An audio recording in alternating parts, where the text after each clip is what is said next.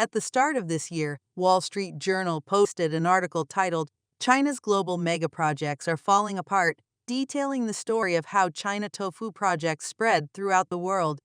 High in the Andean mountains of Ecuador sits the Coca-Codo Sinclair hydroelectric plant, the largest infrastructure project ever built in the country. The massive dam was constructed with help from China's state-owned Sinohydro Corporation and financed by a $1.7 billion loan from China's Export-Import Bank. When it was inaugurated in 2016, the project was hailed as a solution to Ecuador's electricity shortages, but cracks have begun to show, both literally and figuratively, raising concerns about the dam's structural integrity and surfacing broader controversies around Ecuador's relationship with China. Sinohydro, a Chinese state-owned engineering firm, was awarded the construction contract.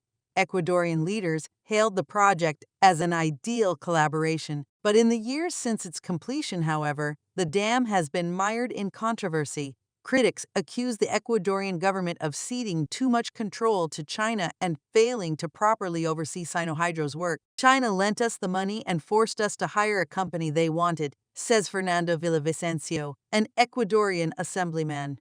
"It was a failed negotiation, a loss of sovereignty and of good sense." But in 2022, an Ecuadorian newspaper reported that 7,648 cracks had been found in the plant's distributors, which channel water to turn the turbines. Roberto Izurieta, a mechanical engineer who worked as a consultant on the project, warned during construction about insufficient water flow to generate 1,500 megawatts of power. "The number of cracks is a years-long nightmare. The worst nightmare a mechanical engineer can have is for there to be a crack in a part," Izurieta is quoted as saying. With the dam plagued by problems both contained and external, Coca-Codo Sinclair has yet to fully deliver on its promise of powering Ecuador securely into the 21st century. This event also sparked a problem that the entire world must face. When China tofu drag construction goes global, South Sudan closes a Chinese-built highway due to poor quality. The project in question is the 392 kilometers Juba-Rumbek Highway, an ambitious endeavor aimed at improving connectivity between South Sudan and Uganda. The highway was expected to be a game-changer for the region, promising enhanced trade opportunities and easier movement for the local population. However, the project hit a major roadblock when portions of the newly constructed road were swept away by a heavy storm, raising serious questions about the quality and durability of the construction. South Sudan's Vice President of Infrastructure, in a move reflecting the government's commitment to safety and quality, announced the suspension of the highway project. This decision came as a response to the evident vulnerabilities exposed. The incident not only highlighted the technical and engineering challenges, but also pointed to possible oversights in planning and execution. The highway project, built by a Chinese company, is part of a larger trend of Chinese involvement in infrastructure projects across the global south. China's growing influence in the region has been marked by significant investments in infrastructure, but this incident raises questions about the standards and sustainability of such projects. A Chinese-built bridge collapsed in Kenya 2 weeks after it was inspected by the president. Another case of China tofu overseas projects is in Kenya. The Griri Bridge in western Kenya, valued at $12 million, collapsed in June 2017. This event occurred just 2 weeks after an inspection by President Uhuru Kenyatta, bringing to light the complexities and challenges of infrastructure development in Kenya. The Sigiri Bridge, constructed by the Chinese Overseas Construction and Engineering Company in Busia County, was designed to connect a region historically neglected by government investment. The incident occurred amidst President Kenyatta's campaign for re-election, where he emphasized infrastructure development as a cornerstone of his administration. According to reports, 27 people were injured in the incidents. The bridge's failure raised serious questions about the quality of construction and the oversight mechanisms of both China and Kenya government for such significant projects. The Kenyan government has heavily relied on Chinese-built and financed projects for its infrastructure goals. This strategy was evident in the launch of the Madaraka Express, a $3.8 billion railway project, also financed by China. However, the collapse of the Sigiri Bridge and the high costs associated with these projects have led to scrutiny and criticism, particularly from opposition leaders like Raila Odinga, who accuse the government of rushing projects for political gain and engaging in corrupt practices. Ethiopia's Chinese-built railway struggles to stay on track. Ethiopia's Chinese-constructed light rail system in the capital Addis Ababa is facing severe maintenance issues that threaten its viability, reports indicate. Of the network's 41 trains, only 8 remain operational due to lack of parts and maintenance. This Chinese-built light rail network in Addis Ababa, Ethiopia, began operating in November 2015, which means after 8 years of operation, it cracks. To put things into perspective, railways in good shape can typically operate safely for over a century.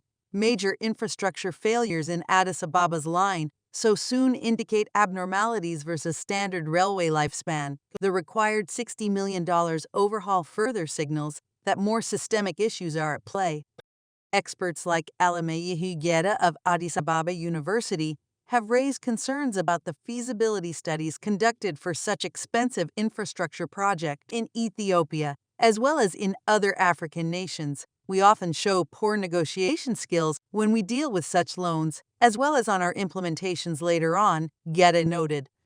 The light rail system's maintenance woes highlight how lack of knowledge transfer to locals can undermine sustainability of Chinese projects in Africa. Reliance on imported Chinese technical skills for maintenance means Ethiopians are unable to develop expertise themselves to operate and service the system. So what that means is the Chinese purposely built a lousy railway and refused to transfer their knowledge to Ethiopia's engineers for constant cash flow. This is straight robbery from the Chinese side. Chinese-built hospital in Angola in danger of collapse. China's Ministry of Commerce has been forced to react urgently after alarming reports emerged about the structural integrity of a Chinese-built hospital in Luanda, Angola. The situation has escalated to such a degree that Vice Minister of Commerce Chen Jian, who was already in Angola for an official visit, had to personally intervene. He rushed to the site and coordinated with China's embassy staff to address this critical issue. The situation came to light following an AFP report on Tuesday, which revealed that patients had to be hastily evacuated from the hospital due to the discovery of severe structural flaws, specifically deep cracks in the walls of the pediatrics and gynecology wards. This disturbing development raises serious questions about the quality and safety standards adhered to during the construction of the hospital. Built by the China Overseas Engineering Group Company, the hospital was a project funded through credit lines from Beijing, as reported by the weekly O País. The cost of the project was a staggering $8 million, a figure that now seems exorbitant given the building's apparent rapid deterioration.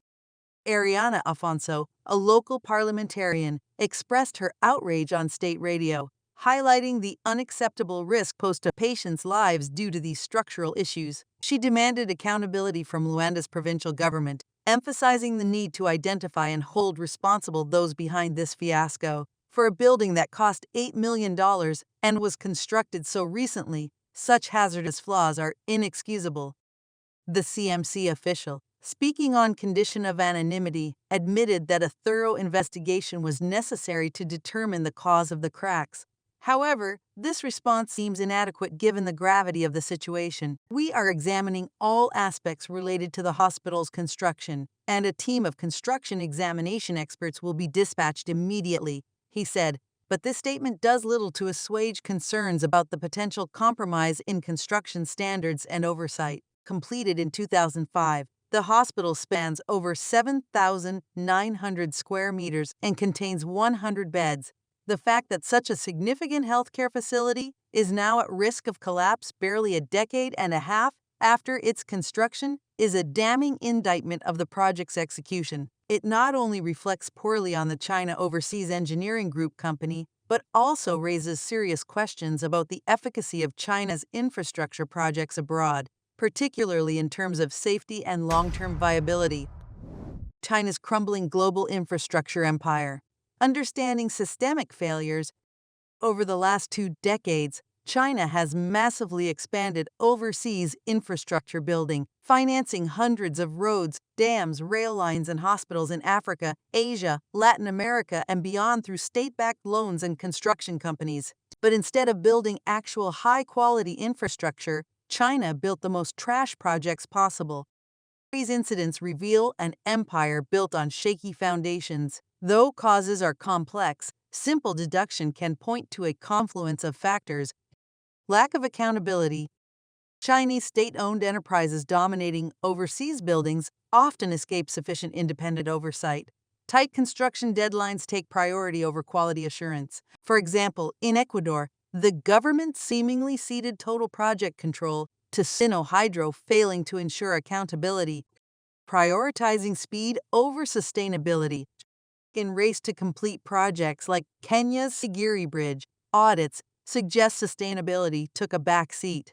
The 15-month construction timescale points to outcomes being jeopardized to deliver tangible publicity victories and political capital. This short-termism breeds future crisis. Inadequate knowledge transfer.